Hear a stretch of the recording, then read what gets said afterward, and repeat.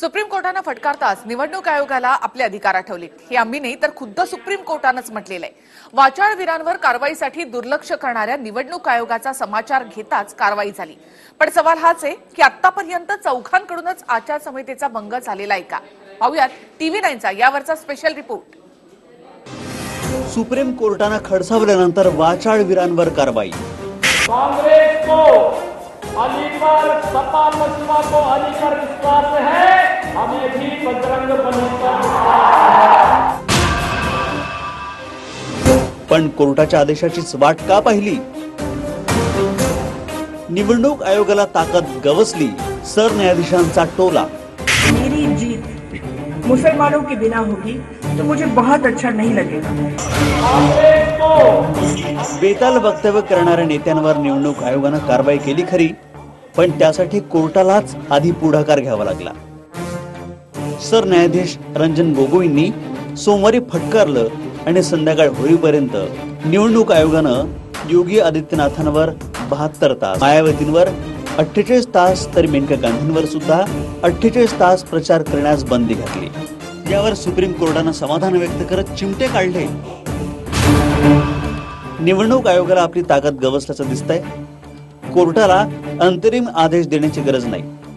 निवडणूक आयोग आचारसंहिता भंग करणाऱ्यांवर कारवाई करताय। पुन्हा असं झालं तर याचिकाकर्ते पुन्हा कोर्टात धाव घेऊ शकतात। जरा कहना चाहता हूं मेरे फर्स्ट टाइम वोटरों को, क्या आपका पहला वोट पाकिस्तान के बालाकोट में एयर स्ट्राइक करने वाले वीर जवानों के नाम समर्पित हो सकता है क्या? सध्या चौघांवर कारवाई झाली आहे, पण सर्जिकल स्ट्राइक आणि एअर स्ट्राइक वरून मोदीही मतं मागतायत आणि काँग्रेसने निवडणूक आयोगाला आचारसंहिता भंगाची तक्रार केली आहे। पण मग मोदींवर कारवाई टाळण्यासाठी योगी, मायावती आणि मेनका गांधींवर कारवाईकडे आधी दुर्लक्ष केलं का, असा सवाल सुद्धा उपस्थित केला जातोय। 58 वेळा आतापर्यंत त्यांनी पुलवामाचा विषय केलेला आहे। शहीदांच्या नावाने देखील मतं मागण्याचा प्रयत्न केलेला आहे त्यांनी, आणि हे सरळ सरळ समोर आहे आणि त्यांच्यावरती गुन्हा दाखल होत नाहीये। अमित शाह आणि नरेंद्र मोदी हे पूर्णपणे निवडणूक आचारसंहितेचं उल्लंघन करताना संपूर्ण देशाची जनता पाहते, आणि तरी देखील त्यांच्यावर कारवाई का होत नाही हा प्रश्न आमच्यासारख्या सगळ्यांना पडतोय, कार्यकर्त्यांना।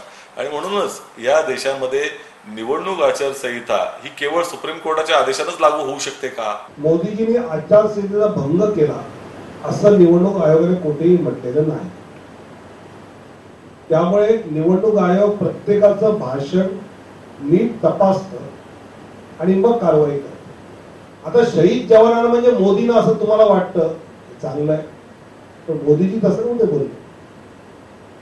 मग काँग्रेसला काय वाटतं की शहीद जवानांना मत म्हणजे मोदींना मत, मध्ये आक्षेप का घेतात हा सुद्धा प्रश्न। जिम्मेदारी पाहिजे। जर इलेक्शन कमिशन सरकारच्या मांडीवर बसून काम करत असेल किंवा चीफ इलेक्शन कमिशनरला असं वाटत असेल की आपण इथनं रिटायरमेंट झाल्यानंतर काहीतरी दुसरी सरकारी पोस्टिंग मिळावी, हा लॉलीपॉप जर तो घेऊन फिरत असेल तर हे काम होत नाही। हे काम का होतं? 60 अधिकाऱ्यांनी जेव्हा पत्र लिहिलं राष्ट्रपतींना, त्यानंतर ही TV बॅन होतो, त्यानंतर फिल्म बॅन होते, ही अगोदर का होत नाही? ज्या वक्तव्याबद्दल मायावती आणि योगी आदित्यनाथला सजा झाली तेच वक्तव्य पंतप्रधानांनी केलं। त्या पंतप्रधानांच्या वक्तव्यावर काय? विशेष म्हणजे सोमवारी निवडणूक आयोगाने सुप्रीम कोर्टात अधिकार नसल्याचं म्हटलं होतं।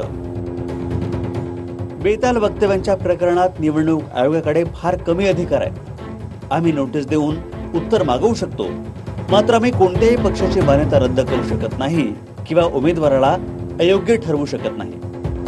निवडणूक आयोगाच्या याच वक्तव्यानंतर सरन्यायाधीश रंजन गोगोई यांनी तीव्र नाराजी व्यक्त केली होती। आम्हाला सांगा की तुम्ही काय कारवाई केली? निवडणूक आयोगाच्या कोणत्याही प्रतिनिधीला कोर्टात हजर करा।